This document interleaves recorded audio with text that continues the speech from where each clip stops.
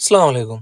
നിങ്ങൾ പെർഫ്യൂമിനെ ഇഷ്ടപ്പെടുന്ന ആളുകളാണെന്നുണ്ടെങ്കിൽ നിങ്ങൾ മസ്റ്റായിട്ട് വിസിറ്റ് ചെയ്യേണ്ട ഒരു എക്സ്പോ ആണ് ജിദ്ദയിൽ നടന്നുകൊണ്ടിരിക്കുന്നത്.